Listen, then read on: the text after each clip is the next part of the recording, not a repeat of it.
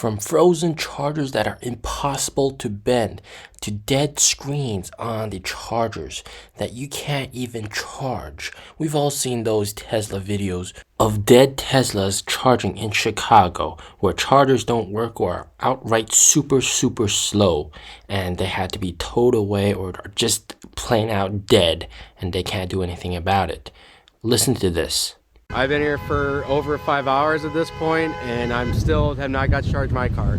Charge it should take 45 minutes. It's taken 2 hours. So I am here to get a battery swap. Take a look. I'm actually second in line. 24 minutes of waiting, but still the experience is much better than charging. There's actually the NIO owner with 23 NIOs. That's him right there.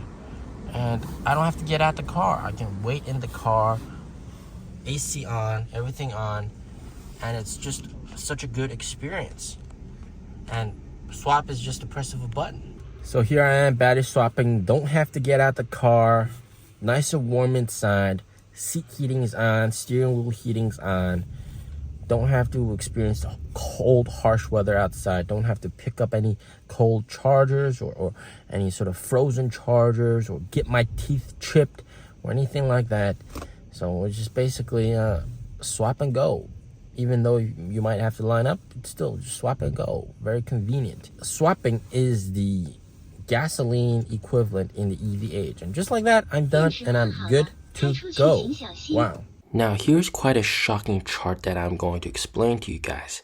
So this shows how all NIO owners get their electricity, and in the blue line you see that's from swapping, and from the white line is from charging. So you can see that 56.3% of all the electricity on NIO cars they've gotten it from swaps, whereas 43.2% is from charging, and this includes home charging for those that do have home charging. So definitely swapping is the preferred way of getting power for all these NIO owners. Now, the best comparable example in the gasoline age would be hand pumping gasoline versus getting gasoline at the pump. So you can imagine hand pumping gasoline is going to take a long time. That is like charging right now. You have to put in the charger, plug in the charger. Sometimes the chargers don't work. Sometimes the chargers are frozen. Sometimes it's just a pain in the butt and it takes a long time. And then nowadays, of course, having gas pump is a lot more convenient than hand pumping gasoline into the car. So here with the EV age, swapping is a lot more convenient than charging. And especially in like those situations where it's super cold outside and you might not want to touch those chargers, which might be kind of disgusting because everybody grabs them and some of them might not be hygienic. With swapping, you just click one button and everything's done for you. It backs the car in by itself. And some of you guys said, why not drive through? There are drive-through swap stations, but that generally requires room in front of the swap station and behind the swap station. So that's more rent and more difficult to place the swap station, whereas you can just put it at the corner if you just have one of these back-end swap stations. And also some of you guys said, why not have multi-bay swap stations? Well, the problem with multi-bay swap stations is that you wouldn't have as much storage space for batteries.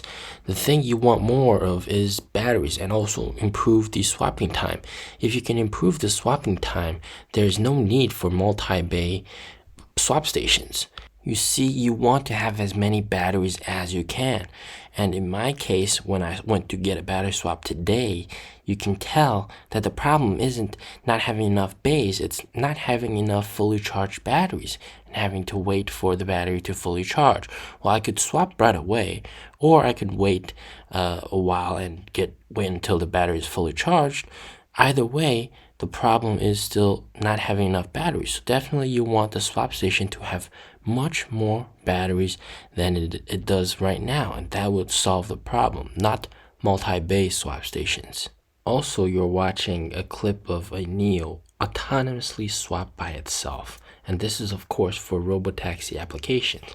Whereas with the other guys that need to charge, like Teslas, you still need a person to plug the charger in. It cannot be autonomous, and it would still be a very laborious task. Whereas with this, you can tell, even for highway NIO pilot swap, you could just drive itself off the highway and swap and be on your way. You don't have to get out the car. You don't have to touch any charger. You don't have to do anything. You don't even need to press a button. That's how easy it is with this highway swap and just autonomous swap. Nobody's there.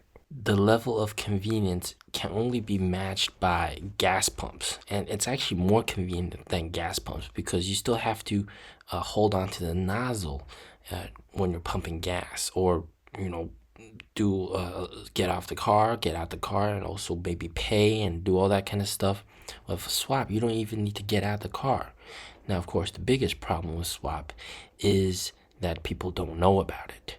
It's not public knowledge. Everybody knows that a car needs gas, and everybody knows that an electric device needs to be charged. So it's very easy for people to understand, gasoline or charging, one or the other. But swapping the battery inside a car, that's very hard for people to comprehend.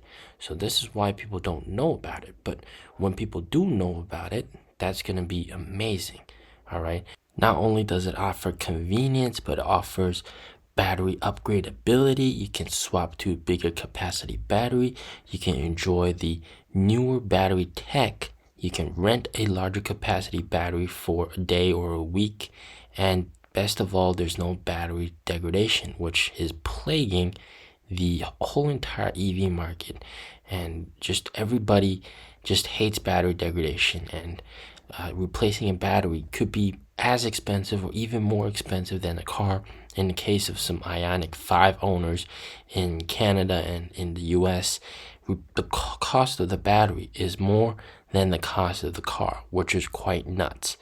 Lastly, I want to hand it off to Neil deGrasse Tyson, and let's have a listen about what he has to say about battery swap. Because people want to buy an electric car, and so they want something that's going to charge fast, and that's the number one complaint that most people have over electric cars. Or you find a way to, okay, so that's one way, but another way is you find a way to swap batteries as quickly in less time than it takes to fill a tank. Yeah.